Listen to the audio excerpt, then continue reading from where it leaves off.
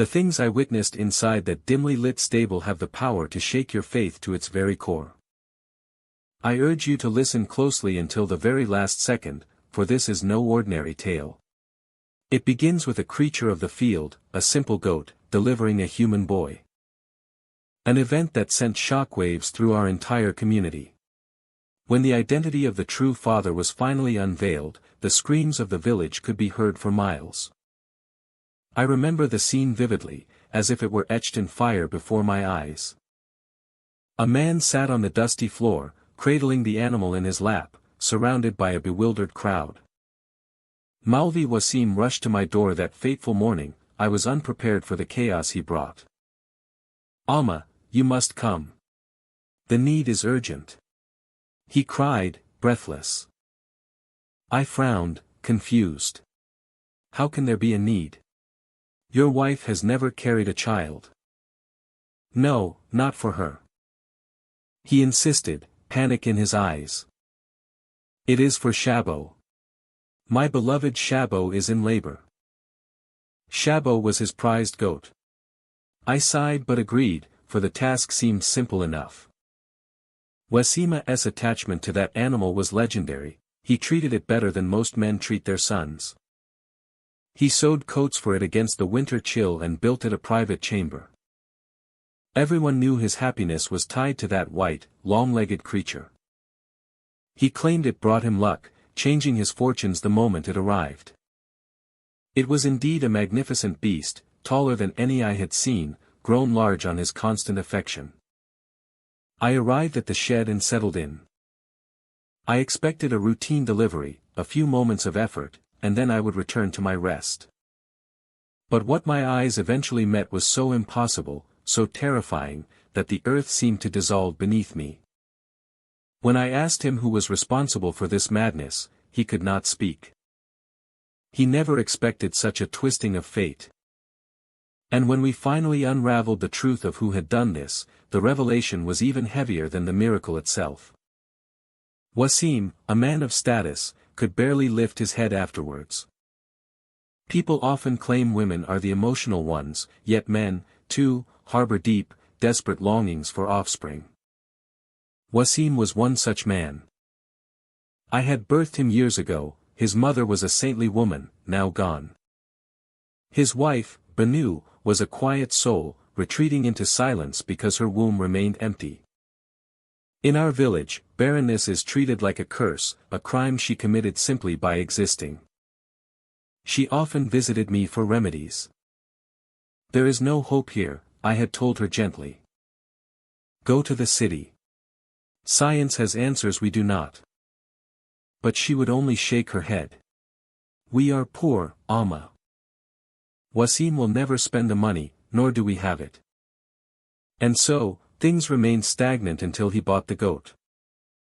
It was small then, and he raised it with a father's devotion, naming it Shabo. As it grew, it provided milk, and out of respect for my age, he would send a portion to me daily. But on this specific day, seeing him clutch his head in despair, my heart hammered in my throat. He looked as though he had lost a daughter, not an animal. Flashback to earlier that morning, I had barely opened my eyes when he was at my threshold, signaling frantically. My goat is ready, he stammered. I don't know what to do. Help me. I dragged my old bones from the bed. It is just a goat, Wasim. It can handle itself. No, please. Come. I followed, suspecting perhaps a complication, or maybe just his anxiety. No, please. Come. His wife, Banu, rarely spoke to him these days. Their marriage had grown cold, the silence of a childless home creating a vast distance between them. She felt the weight of the village's judgment, slowly withdrawing from social life. Wasim led me into the special room he had built. Shabo sat on the straw, looking lethargic and unwell. This isn't my trade, I grumbled, but since the vet is away, I will sit with her. I settled down with my hookah, preparing for a wait. I had no inkling that this hour would redefine my understanding of reality. Go outside, I told him. Let me work. He left. I puffed on my pipe, the smoke swirling in the dim light. Then, through the haze, a sound pierced the air. The cry of a newborn. But not a kid, a human baby. I froze. Where is that coming from? I thought my mind was playing tricks, the ghosts of 1,000 births echoing in my senile ears. But I looked down, and my blood ran cold. And there, on the raw grass beside her, lay a human infant, wailing into the damp air. I checked the animal. She had given birth, but to this? What sort of dark magic is this? I scooped the boy up, wrapping him instinctively in my shawl to protect him. I stumbled out into the courtyard just as Wasima's wife, Banu, and a neighbor appeared. The neighbor had come for milk, but her jaw dropped when she saw my bundle. Alma! What are you holding? She gasped. Are you blind? I snapped, my nerves fraying. It is a child. Whose child? Where did it come from? Banu stepped forward, her face pale but eyes intense. Alma, give him to me. Have you all lost your minds? Do you not see what has happened? Whose is it? The neighbor pressed. I do not know, I stammered. I went in to tend the goat. This is what I found. Banu didn't ask questions. She snatched the baby from my arms with a hunger I had never seen. I will handle him. He needs warmth. She turned and marched inside. Wasim came running, hearing the commotion. How is Shabo? Shabo is alive, I said, my voice trembling. But Wasim, there are things here that are broken beyond repair. What do you mean, Auntie? What happened? Your goat has delivered. Good.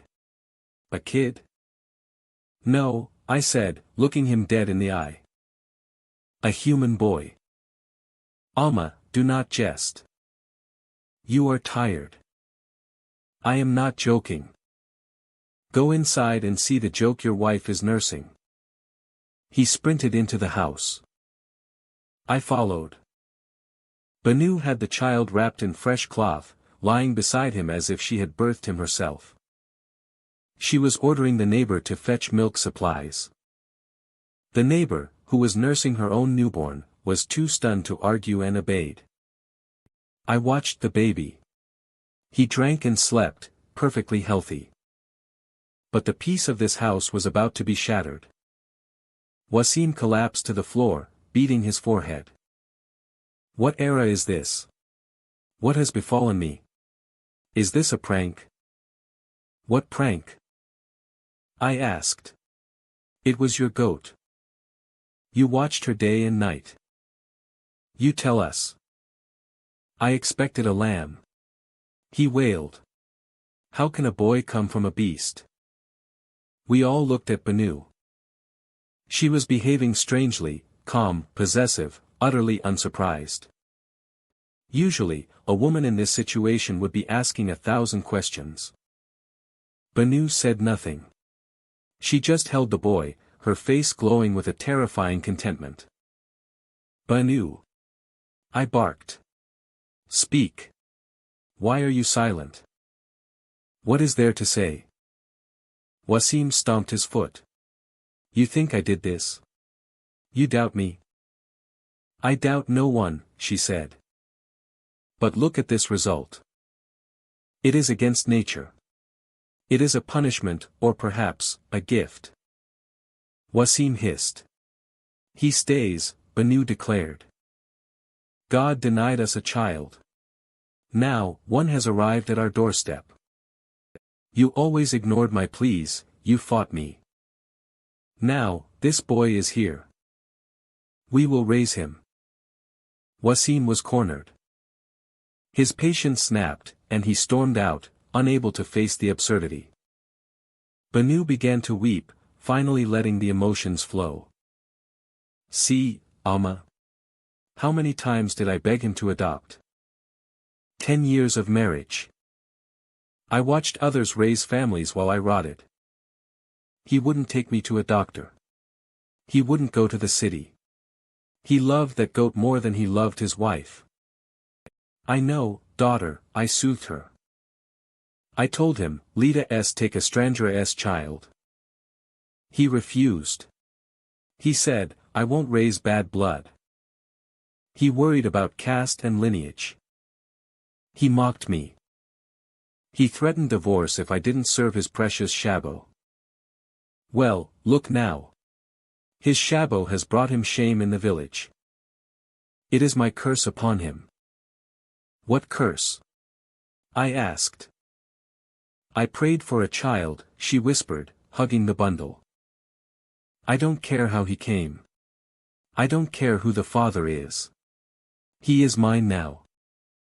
I left them and returned home, my head spinning. Wasim's mother had been my dear friend, I felt his pain. That evening, he came to my house, looking like a broken man. Bad news, Amma, he choked out. Shabo is dead. I buried her just now. I am sorry, I said. He wept openly. She is gone, and this scandal remains. If the village talks, I am ruined. But do I take the child? Wasim, I said sternly. The boy is innocent. Banu needs him.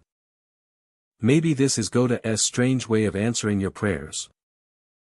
I must know the truth, he muttered, eyes hardening. Who did this? Who touched my goat? I will find him. Wait, I said, a thought striking me. You were away on a religious trip recently. Yes, I returned 2 days ago. And the baby, he looked a few days old to me. The umbilical cord was different. Doubts swirled in our minds. Wasim went around questioning neighbors, asking if anyone had entered his stable. The village was already buzzing with wild rumors, some calling it a miracle, others a curse. He was desperate for answers. But my suspicions about the supernatural were about to be grounded in a harsh reality. Banu clearly hadn't given birth, she was walking around normally. So, whose child was it? Nature has a way of exposing secrets we try to bury. Humans think they can hide their sins, but the truth always surfaces.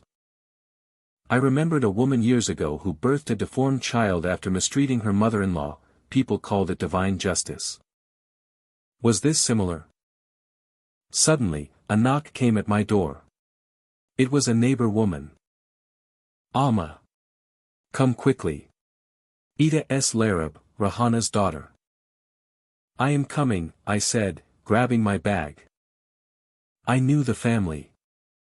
Rahana had a daughter, Larab, young, beautiful, the jewel of the village. When I entered their home, the air was thick with tension. Larab lay on the cot, shivering violently, burning with fever. She returned from her uncle's house 4 days ago, her mother explained, wringing her hands. She hasn't eaten since. Now look at her. I approached the girl. One look at her pale, sweaty face, and my midwife's intuition screamed the truth. Clear the room, I ordered. The family hesitated but obeyed. I sat beside the girl. What is it, child? She pushed my hand away, tears streaming. No, Amma. Just save me. Tell them Ida a fever. I know what I see, I whispered. Where is the baby? She froze, then lowered her head in shame. I gave him to Banu. Banu? I gasped. What is she to you? My best friend, Larab sobbed. And the father? He is gone. An officer from the construction site. He left months ago. I fell for his words, Amma. I was foolish. When I realized I was pregnant, I told Banu. She helped me plan. I went to my uncle's to hide the bump. My uncle is blind, and his daughter is simple, it was easy to hide there. But when the time came, Banu said, "Come back, we will fix it." She took a breath, trembling. We waited for the goat to get sick. You were asleep in the corner, Alma. The hookah made you drowsy. We didn't hurt Shabo, she was already ill. But while you slept, I placed my baby there. I slipped away before you woke. So that was it, I murmured. Wasim woke me. I must have dozed off. Please, Lara begged, clasping her hands. Banu wanted a child. I needed to save my honor. We helped each other. Don't expose us. Let Banu be the mother. I sat there, stunned by the complexity of their scheme. Two desperate women, one fleeing shame, the other fleeing loneliness, had concocted a plan that fooled a village and shook a man's sanity. Desperation can make brilliant architects of the most simple souls. I will keep your secret, I said finally. For the sake of the child. I went out and told the family it was just a severe infection. I gave her medicine and left. Back at Wasima's house, the mood had shifted. The arrival of the miracle child had strangely brought luck. Money was flowing in. Wasima's anger had melted into affection for the boy. He carried him everywhere. Banu was glowing, a perfect mother. No one ever knew the truth except me, Larab, and God. Larab eventually recovered and married, taking her secret to her grave.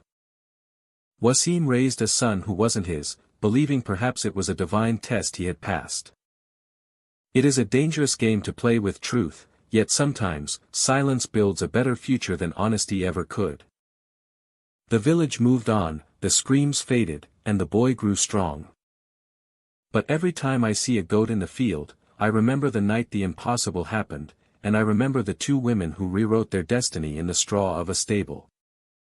If this story shook you, please hit the like button and subscribe to Winds of Thought for more tales that test the limits of belief. This story shook you. Please hit the like button. And subscribe to Winds of Thought.